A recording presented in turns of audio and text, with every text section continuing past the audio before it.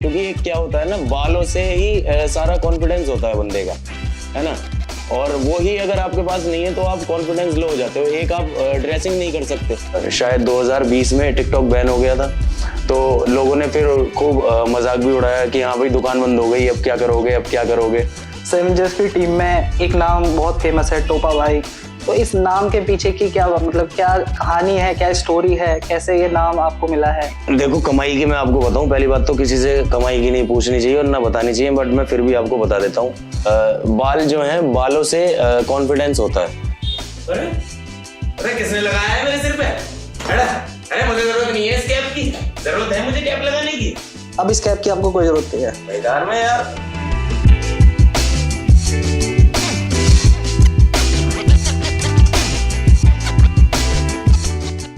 Hello क्यूएसटी family, आज हमारे साथ हैं नदीम बनी, जिनके हेयर ट्रांसप्लांट को ऑलमोस्ट 5 मंथ्स कंप्लीट हो चुके हैं। जानेंगे उनसे उनका एक्सपीरियंस अभी तक कैसा रहा है, और एक एक करके हम नदीम भाई से सभी क्वेश्चन का आंसर लेंगे। Welcome to QST clinic. Thank you so much. और कैसा एक्सपीरियंस रहा है आपका अभी तक हेयर ट्रांसप्लांट का क्यूएसटी के साथ, थोड़ा बताइए। मेरा क्यूएसटी के साथ में जो हेयर ट्रांसप्लांट का एक्सपीरियंस रहा है वो एकदम बहुत ही अच्छा रहा है। मतलब मैंने एक्सपेक्ट नहीं किया था। मैंने जो सोचा था मुझे उससे भी अच्छा रिजल्ट मिला है और मैं पूरा फुल्ली सेटिस्फाइड हूँ अपने रिजल्ट से। अभी ऑलमोस्ट 5 मंथ्स ही हुए हैं हेयर ट्रांसप्लांट को, और हमें अच्छा रिजल्ट एक देखने को मिल रहा है। टेम्पल्स भी आपके रिडिफाइन हो चुके हैं, जी डेंसिटी भी आपकी स्टार्ट हो गई है। जी ऑलमोस्ट 8 मंथ से 1 ईयर के बीच में आपका जो कंप्लीट रिजल्ट है वो जी देखने को मिलेगा। जी। और हेयर ट्रांसप्लांट के बाद में आई थिंक मुझे नहीं लगता कि आपने अब कैप यूज किया है। नहीं, अभी तक तो नहीं किया। अभी भी लगता है लोग सामने से बोल रहे हैं टोपा भाई या ऐसा कुछ? नाम वही है भाई, नाम वही है। जो लोग मिलने आते हैं वो टोपा भाई ही कहते हैं। और इवन मैं उनको बोलता हूँ, मैंने अब तो टोपा भी नहीं है। कहने लगा भाई लेकिन नाम तो यही है तुम्हारा। मैंने कहा चलो हाँ, तुम भी ठीक कह रहे हो।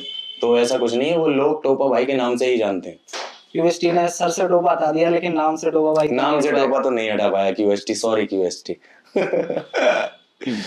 थोड़ा एक चीज मुझे बताइए कि हेयर ट्रांसप्लांट से पहले काफी होम रेमेडीज लोग ट्राई करते हैं। बिल्कुल। ठीक है, बहुत सारी चीजें हैं, दादी नानी के नुस्खे हो गए। बिल्कुल बिल्कुल। आपने कभी कुछ ऐसा ट्राई किया था?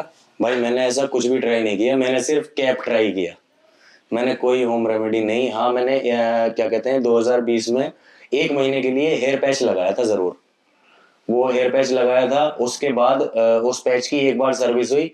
दूसरी सर्विस के टाइम पे लॉकडाउन लग गया, सब कुछ बंद हो गया, तो मुझे वो मजबूरन उतारना पड़ा और मैं फिर फुली बाल्ड हो गया था, गंजा हो गया था। उसके बाद मैंने वो पैच ही नहीं लगाया। तो मैंने सिर्फ पैच लगाया था, कोई रेमेडी नहीं की। और पैच के बाद डायरेक्ट मैं फिर कैप लगाने लगा, परमानेंट कैप लगाता था फिर मैं। थोड़ा उस दिन के बारे में बताइए जिस दिन आप क्यूएसटी आए थे, जी। जिस दिन आपका ट्रांसप्लांट जी। प्रोसीजर हुआ था। जी। क्या माइंड में चल रहा था? हाँ। कैसा एक्सपीरियंस रहा था, थोड़ा बताइए।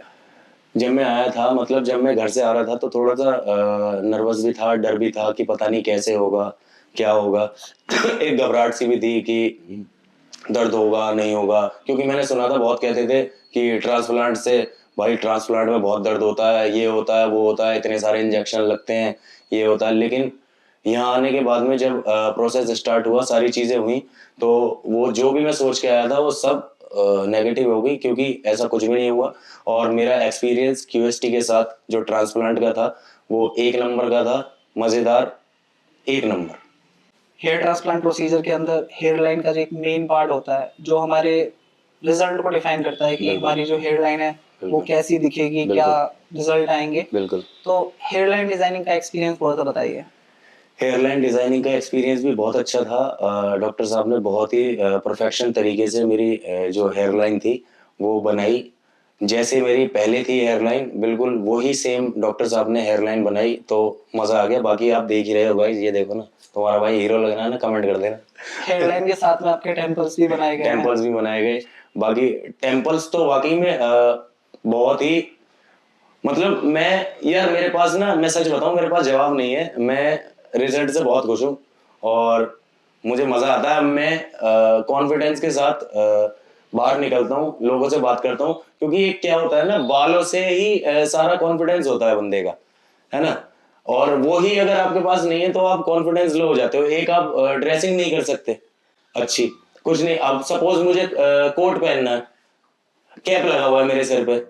तो बहुत सारी चीजें ऐसी हैं जो मैंने नहीं की उस दौरान, और अब जो रिजल्ट आया है निकल के, अब मैं कुछ भी कर सकता हूँ, जो मेरा मन है मैं वो पहन सकता हूँ। पहले कैप लगा होता था, कुर्ता पजामा पहनना है मुझे, कैप लगाना पड़ेगा मुझे उस पर, तो मैं वो नहीं पहन पाता था। सूट पहनना है नहीं पहन पाता था, नॉर्मल कैजुअल ऐसे ही कपड़ों में घूमता था। अब जो मेरा मन करता है मैं वो पहनता हूँ। बालों से बहुत सारी चीजें होती हैं और वो वापस आ चुके हैं, तो बहुत खुश है तुम्हारा भाई, बहुत तगड़ा। काफी लोग होते हैं हेयर ट्रांसप्लांट का नाम सुन के घबराते हैं कि हाँ। बहुत दर्द होगा, हाँ। पता नहीं क्या होगा। हाँ। काफी लोग तो छुपाते भी है कि हमने हेयर ट्रांसप्लांट बिल्कुल, कराया हुआ है, बिल्कुल। मगर मैंने आपके केस में देखा है आपने वीडियोस बनाए हैं, बिल्कुल। आपने हेयर ट्रांसप्लांट कराया। बिल्कुल। आपके वीडियोस भी हम देख रहे थे कि बिल्कुल। हेयर ट्रांसप्लांट के बाद ही बिल्कुल। आपने वीडियोस अपने स्टार्ट बिल्कुल। रखे। बिल्कुल। वो मैंने इसीलिए रखा, आपने कहा ना कि काफी लोग सोचते हैं कि हेयर ट्रांसप्लांट में ये होता है वो होता है, तो मैंने इसलिए वो वीडियोस बनाए कि ऐसा कुछ भी नहीं होता। हेयर ट्रांसप्लांट करा के मैं 2 दिन बाद अपने काम से लग गया, वीडियोस बनाने लगा, तो कुछ भी नहीं होता भाई, सारी चीजें नॉर्मल होती हैं, इतनी बड़ी बात नहीं है, कुछ भी नहीं है, डरने की जरूरत नहीं है। अगर आप चाहते हैं कराना तो बेशक कराओ यार, बहुत जरूरी है। अगर आप चाहते हो ना कि मेरे भी बाल आ जाए तो आप कराओ हेयर ट्रांसप्लांट, कुछ नहीं होता, दर्द वगैरह कुछ भी नहीं होता, पता भी नहीं चलता यार। थोड़ा सा ओटी के अंदर जब आप गए थे, जी। जब जहाँ पे मेन प्रोसीजर स्टार्ट हाँ। होता है, वो एक्सपीरियंस क्या था? ओटी वाला एक्सपीरियंस क्या कहते हैं, वही नर्वस था थोड़ा कि पता नहीं क्या होगा, बट जब सारे प्रोसेस स्टार्ट हुए तो वो सारी चीजें निकल गई, जो भी मन में घबराहट चल रही थी, जो भी चल रहा था वो सब निकल गया। और जब पूरा काम हो गया मेरा ट्रांसप्लांट, मैं आपको सच बताऊं, ट्रांसप्लांट होने के बाद भी मुझे इतना सा भी नहीं पता चला कि मेरे साथ कुछ हुआ है। मतलब मुझे ऐसा ही बिल्कुल नॉर्मल लग रहा था, जैसे मैं घर से आया था, और ट्रांसप्लांट होने के बाद बिल्कुल ऐसे ही जैसे मैं घर से आया हूँ और मेरे साथ कुछ हुआ है, लेकिन ऐसा कुछ भी नहीं, बिल्कुल नॉर्मल सारी चीजें, तो everything is good. Hair transplant होने के बाद में सबसे मेन चीज रहती है हमारी स्लीपिंग पोजीशन। जी। घर जाके सोना कैसे है? जी। तो आपके साथ आपका क्या एक्सपीरियंस रहा, मतलब क्या चीजें थी? जैसा मुझे डॉक्टर साहब ने बताया था कि आपको 1 हफ्ते तक सीधा सोना है, तो वो मैंने फॉलो किया। और अगर आप भी ट्रांसप्लांट कराने का सोच रहे हैं तो आप भी फॉलो करना डॉक्टर के इंस्ट्रक्शंस। तो 7 दिन के लिए उन्होंने मुझे बोला था कि सीधा सोना, तो मैंने कोशिश की, और कोशिश भी क्या, मैं सीधा ही सोया। एक दिन हुआ था, हाँ मेरे साथ एक दिन हुआ था कि मैंने थोड़ी सी करवट ली और मेरी खुद ही एकदम से आँख खुल गई कि नहीं, करवट नहीं लेनी, तो मैं सीधा और निकाल दिया। मतलब मैंने वो 7 दिन से जो सोने वाले थे, ऐसा कोई मतलब परेशानी नहीं हुई और ठीक था सब कुछ। हेयर ट्रांसप्लांट के बाद में हमारे काफी पेशेंट्स हैं जो स्वेलिंग फेस करते हैं, जी। थोड़ा स्वेलिंग आ जाती है, तो जी। आपको मतलब स्वेलिंग आई हाँ, थी नहीं आई स्वेलिंग थी? मैंने फेस की वो थी। थोड़ा सा बताइए। स्वेलिंग मैंने फेस की थी, और क्या कहते हैं 4 से 5 दिन मतलब ट्रांसप्लांट के 2 दिन बाद फेस पे मेरी हल्की फुल्की स्वेलिंग आनी स्टार्ट हुई। यहाँ से वो ऐसे करके घूम के आंखों पे आई और यहीं से वो 3-4 दिन में चली गई। तो मतलब उससे भी इतना कुछ वो नहीं था। बाकी मेरा चेहरा और ज्यादा फनी लगता था वीडियोस में, आपने देखा होगा, स्वेलिंग आई ना तो थोड़ा सा चेहरा भी बदला, तो वो मेरे काम में और मजेदारी लेके आया। तो मेरे लिए स्वेलिंग का भी मैंने फायदा उठाया। बट स्वेलिंग आती है 3-4 दिन की, वो नॉर्मल होती है, उसमें डरने वाली कोई बात नहीं है। मैंने डॉक्टर से कंसल्ट किया था तो उन्होंने भी बताया कि ये नॉर्मल है। कोई भी आप सर्जरी कराते हो, ये नहीं ट्रांसप्लांट ही करा रहे हो, आप कोई भी सर्जरी कराते हो तो उसमें स्वेलिंग आना नॉर्मल बेसिक सी बात है। वो आती है 3-4 दिन में चली जाती है, तो आई थी चली गई, हो गया ठीक। अब तुम्हारे सामने बैठा हूँ देखो। हेयर ट्रांसप्लांट के बाद में जब 3 हफ्ते 4 हफ्ते बाद शेडिंग फेज आता है, जी। उस समय पे काफी लोग घबरा जाते हैं जी। कि भाई हमारे जो बाल लगे थे जी। अब वो शेड होना मतलब जी, टूट रहे हैं, बिल्कुल। झड़ रहे हैं, ये भी बिल्कुल। पैसा बर्बाद हो गया, बिल्कुल। पता नहीं क्या डॉक्टर ने बिल्कुल। क्या करा, बिल्कुल। अब लगता है दोबारा से कराना पड़ेगा। हाँ। तो आपका क्या रिएक्शन था जब आपका शेडिंग फेज स्टार्ट हुआ था? मेरा रिएक्शन कुछ भी नहीं था, क्योंकि मुझे पता थी कि ये जो बाल अभी लगे हैं ये जाएंगे, उसके बाद नए आएंगे। तो मेरा एक्सपीरियंस इस चीज को लेके मैंने बिल्कुल वो नहीं, लोगों ने मेरे से पूछा भी कि भाई ये तो यहाँ से झड़ रहे हैं, यहाँ से झड़ रहे हैं, तो मैंने उनको भी यही बोला, मैंने कहा ये जो आप बाल लगवाते हो ट्रांसप्लांट में ये गिर जाते हैं, अब ये गिरने के बाद में नए बाल निकलेंगे, वो कहीं नहीं जाने वाले, और ये वही वाले बाल हैं। तो कोई ऐसा वो नहीं घबराने वाली बात। जो आपके बाल जो लगाए गए थे उनका एक्सट्रैक्शन हुआ था डोनर से, जी। थोड़ा डोनर के बारे में बताओ कि जो हील होता है डोनर, जी। आपका कब तक हील हुआ था? मेरे जो ये डोनर एरिया था, इसको हील होने में ऑलमोस्ट 6 से 7 दिन लगे थे। 6 से 7 दिन में ये एरिया पूरा हील हो गया था और उस पर बाल आने स्टार्ट हो गए थे। क्या क्या प्रिकॉशंस आपने फॉलो किए थे जो डॉक्टर ने आपको बताए होंगे? प्रिकॉशंस डॉक्टर ने बस थोड़ा सा ये बोला था कि आप अगर बाहर जाओ तो कैप वियर करके रखना, मतलब धूल मट्टी नहीं लगनी चाहिए और पसीना नहीं आना चाहिए। अगर आप वर्कआउट कर रहे हैं, जिम कर रहे हैं, तो आपको 1 आध महीने के लिए जिम भी नहीं जाना है, क्योंकि अगर स्वेटिंग होगी तो इन्फेक्शन हो सकता है। तो बस इन्हीं चीज़ों से मैंने बचा, मैंने ध्यान रखा। मैं बाहर जाता था तो कैप वियर कर लेता था, सर्जिकल कैप। और बाकी उस टाइम वर्कआउट वगैरह भी जब डॉक्टर साहब ने बोला कि नहीं करना तो छोड़ दिया, और तब से ही छोड़ा हुआ भाई साहब, अभी तक नहीं जा पा रहा हूँ मैं। स्मोकिंग करते हैं आप? हाँ, स्मोकिंग करता हूँ भाई। तो वो भी आपने? छोड़ी नहीं प्रॉपर। डॉक्टर साहब ने कहा था कि आपको स्मोकिंग छोड़नी पड़ेगी 1-2 महीने अगर आपको अच्छे रिजल्ट चाहिए। बट जो सिगरेट पीता है वो समझेगा मेरी बात कि एकदम से नहीं छोड़ी जाती। तो मैंने डॉक्टर साहब से भी यही बोला था कि एकदम से नहीं छोड़ पाऊंगा डॉक्टर साहब, बाकी मैं इतना कर सकता हूँ कि मैं कम कर दूंगा। तो मैंने बस वो चीज़ करी। मैंने जितनी मैं नॉर्मल डेज में पीता था मैंने आधी कर दी। तो बस ये था, बाकी छुट्टी नहीं यार, नहीं छुटती यार, समझो आप भी। हम सभी आपको टोबा भाई के नाम से जानते हैं, लेकिन एक सवाल है मेरा, आपको क्या लगा कि अब मतलब काफी टाइम हो गया है कैप, आपने 5 से 7 साल तक कैप यूज किया है, बिल्कुल। अब आपको हेयर ट्रांसप्लांट कराना चाहिए, ये माइंड में कैसे आया? सोच तो मैं काफी टाइम से रहा था ट्रांसप्लांट के बारे में कि मैं करा लेना चाहिए। अब मैंने काफी बार अपने भाई से, मास्टर जी से भी बोला था कि यार मैं ट्रांसप्लांट करा लेता हूँ। तो थोड़ा काम का थोड़ा प्रेशर होता था, तो वो बोलता था कि अभी नहीं यार, थोड़ा काम कर लेते हैं, बाद में करा लियो बाद में। अब एक दिन इंस्टाग्राम स्क्रॉल करते करते मैंने राउंड टू टीम में मेहताब है, Yes. मेहताब, उनकी मैंने वीडियो देखी कि उन्होंने भी हेयर ट्रांसप्लांट कराया। उस दौरान मैं भी सोच रहा था कराने के लिए, तो मैंने उनकी वीडियो देखी, मैंने उनसे बात की। मैंने कहा यार आपने कहाँ से कराया है ट्रांसप्लांट? तो उन्होंने मुझे बताया कि मैंने QST से कराया। तो मैंने कहा चलो फिर, जब अपनी लाइन के बंदे ने कराया वहाँ, तो फिर मैं आया QST में। वहाँ देखा मैंने सारी पूरी टीम से मिला मैं QST की, और डॉक्टर साहब से भी मिला। मतलब जितनी भी पूरी QST की टीम थी मैं सबसे मिला, और मिलके मतलब जो भी मेरे मन में सवाल थे ना, जो मैं घर से सोच के आया था, सारी जो भी घबराहट थी, नर्वसनेस थी, वो सब पूरा QST की टीम से मिलने के बाद वो सब चली गई और मैं टेंशन फ्री हो गया। मैंने कहा चलो अब जो करना है करो और ट्रांसप्लांट करो मेरा। क्लिनिक तो काफी है इंडिया के अंदर जी, भी, आउट ऑफ इंडिया भी काफी लोग टर्की को प्रेफर करते हैं। जी। क्यूएसटी में ऐसा क्या अंतर लगा आपको कि मतलब क्यूएसटी ही क्यों? देखो QST यूं, क्योंकि मैंने आपको अभी बताया पहले कि पहला तो रीज़न मैंने मेहताब भाई को देख लिया था, उन्होंने भी यहाँ ट्रांसप्लांट कराया। उसके बाद उनका देखने के बाद मैंने QST के बारे में थोड़ा सा स्टडी किया सोशल मीडिया पे भी।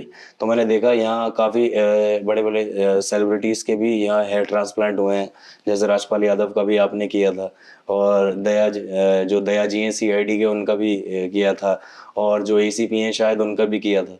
तो मतलब उनके भी मैंने रिजल्ट्स देखे तो मुझे काफ़ी अच्छे लगे। मतलब जो हेयरलाइन डिज़ाइन, उनकी हेयरलाइन और जो डेंसिटी थी परफेक्ट थी, तो मैं और पक्का हो गया, इसलिए QST। बाकी और भी काफ़ी सारे मैंने QST के इंस्टाग्राम पे वीडियोस देखे बिफोर आफ्टर। तो मतलब इतने अच्छे रिजल्ट्स हैं कि बंदा पहचान में ही नहीं आ रहा।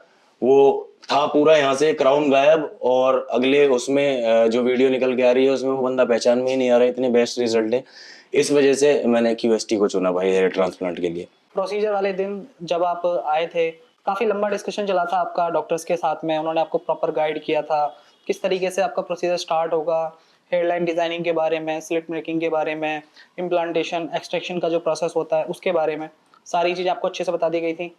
टीम के साथ पहले दिन का एक्सपीरियंस मेरा बहुत अच्छा था। सारे जितने भी भाई थे मेरे टीम के QST की, सब पूरे बहुत अच्छे से कोऑपरेट कर रहे थे। सारी चीज़ें बड़े प्यार से उन्होंने मुझे हर चीज़ के बारे में समझाया। जिस चीज़ को मैं पूछता रहा वो बहुत अच्छे से जवाब देते गए। तो पूरा QST की टीम के साथ मेरा जो भी बात हुई, वो एक्सपीरियंस मेरा बहुत अच्छा था, बहुत ही बढ़िया। क्यूएसटी टेक्निक के बारे में जब हमारे डॉक्टर्स ने आपको बताया था, उससे पहले आपने कुछ रिसर्च किया था कि क्या क्या टेक्निक्स होती हैं, कैसे हेयर ट्रांसप्लांट होता है? टेक्निक्स के बारे में मुझे यहाँ आके पता चला कि कुछ टेक्निक्स भी होती हैं, FUE करके भी कोई होती है। यहाँ जब मैं आया तो यहाँ मेरे को डॉक्टर साहब ने बताया कि एक टेक्निक जो उन पिछली 2 से भी लेटेस्ट जो टेक्निक है वो यहाँ इस्तेमाल की जाती है, और उसका नाम था QST, यानी क्विक हेयर ट्रांसप्लांट।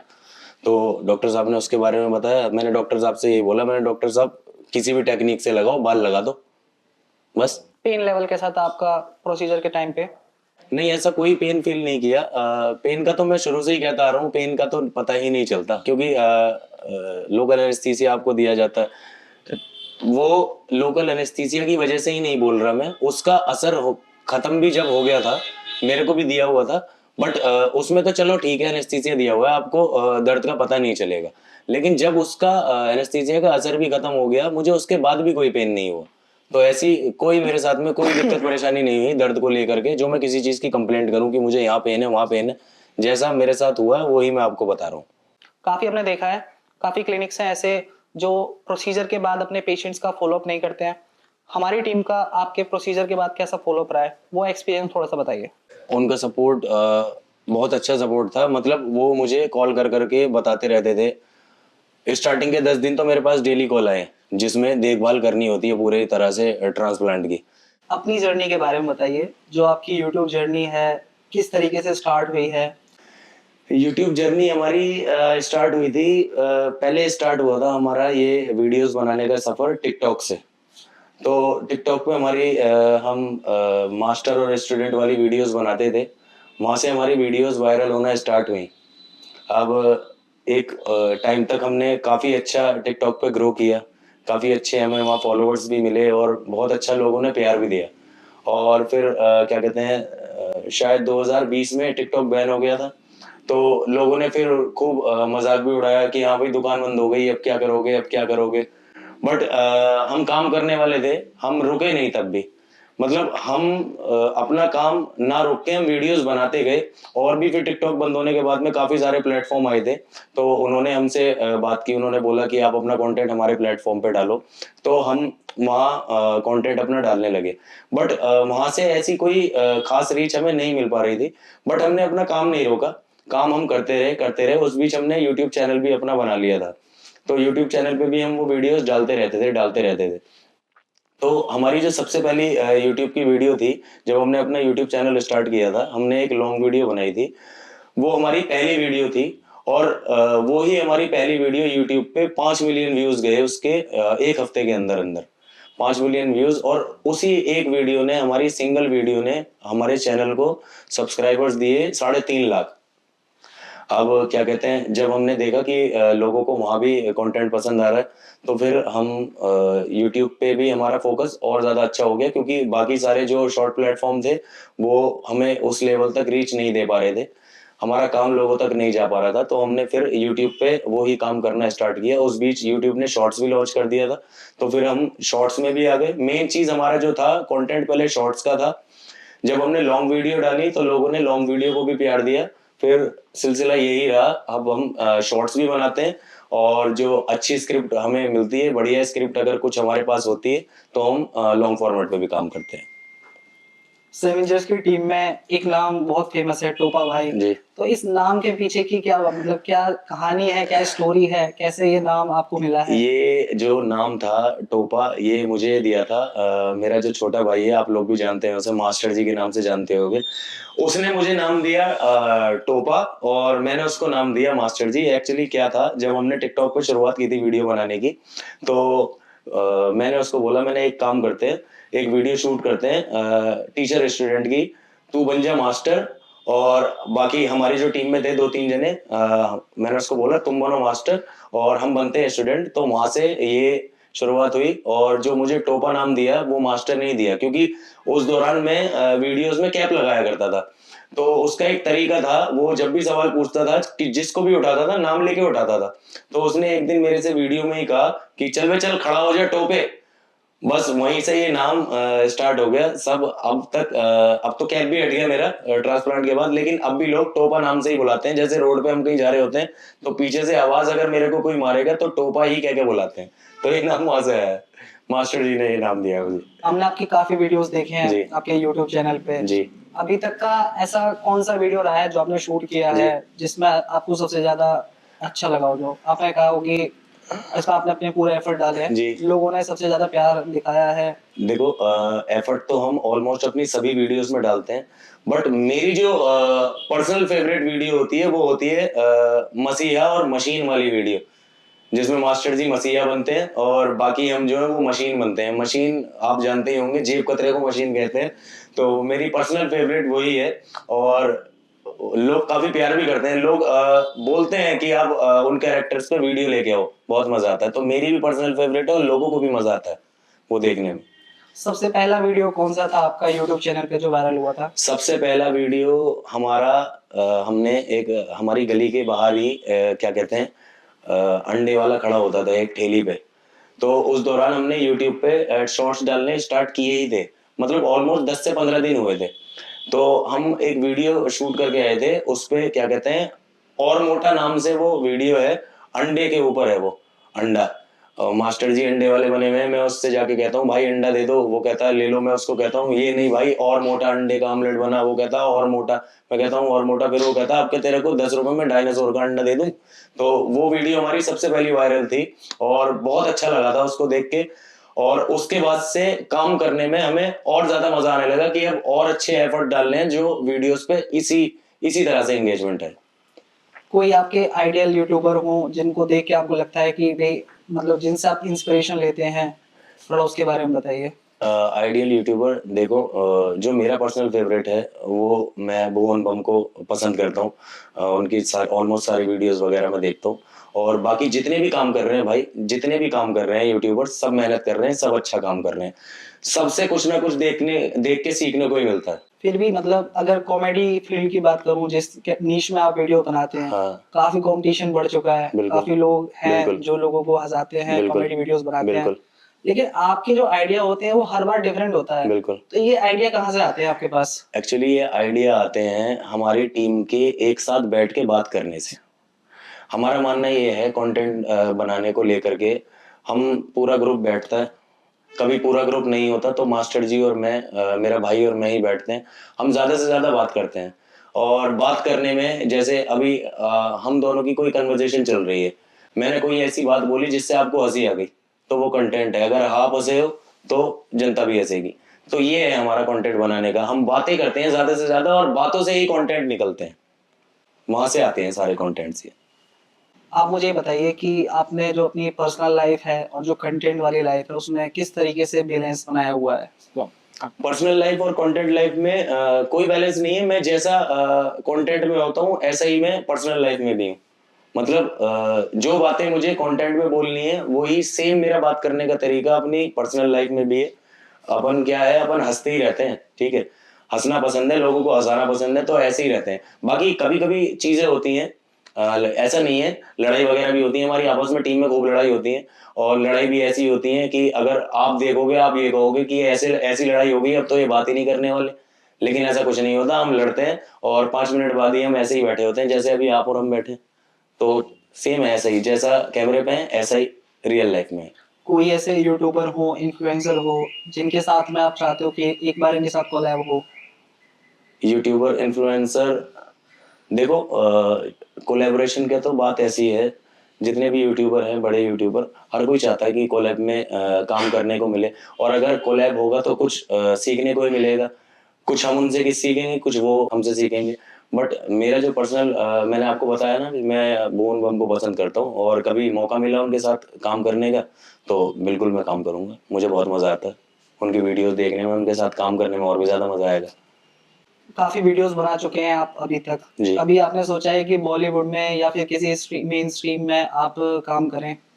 बिल्कुल, अगर ऐसी कोई अपॉर्चुनिटी मिलेगी तो जरूर करेंगे, बिल्कुल। एक क्वेश्चन और है, ये हमारी ऑडियंस का सबसे फेवरेट है, ठीक है कि टोपा भाई अपने यूट्यूब से कितना अर्न करते हैं? भाई, देखो कमाई की मैं आपको बताऊं, पहली बात तो किसी से कमाई की नहीं पूछनी चाहिए और ना बतानी चाहिए, बट मैं फिर भी आपको बता देता हूँ।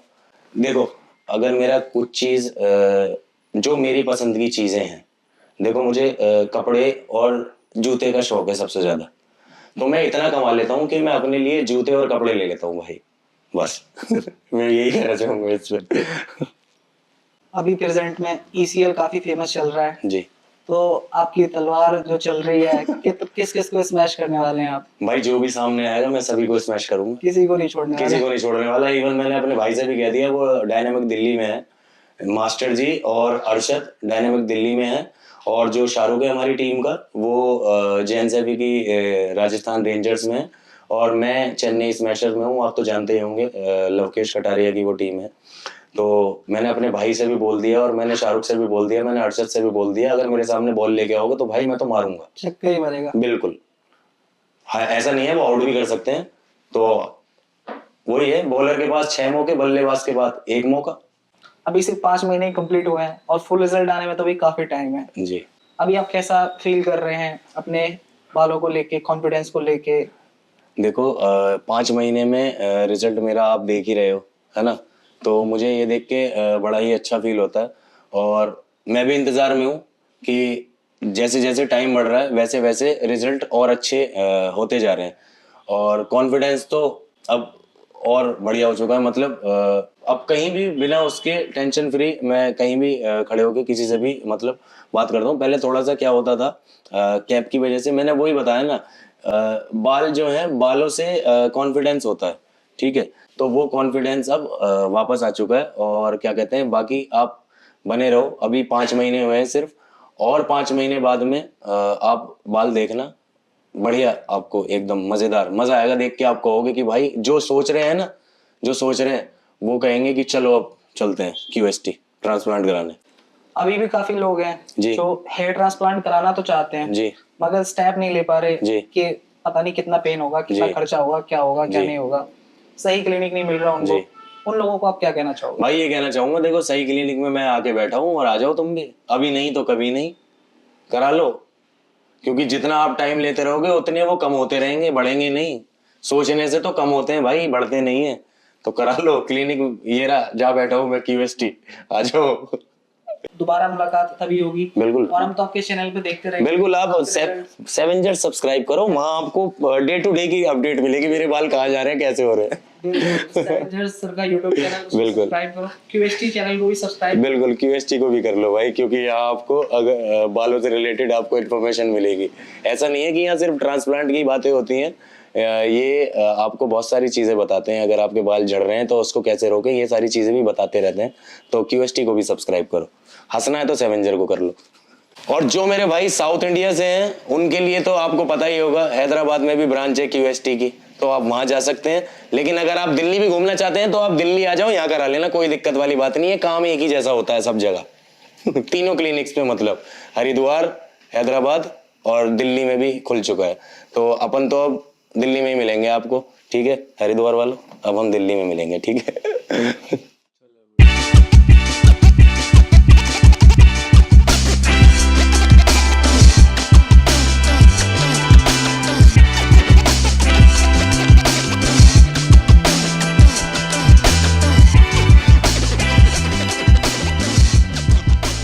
हेलो फ्रेंड्स, अगर आपने अभी तक हमारे चैनल को सब्सक्राइब नहीं किया है तो प्लीज इस वीडियो को लाइक कीजिए, शेयर कीजिए और हमारे चैनल को सब्सक्राइब कीजिए। और ध्यान रहे बेल आइकन दबाना ना भूलें, जिससे हमारे हर वीडियो का अपडेट आपको समय समय पर मिलता रहेगा।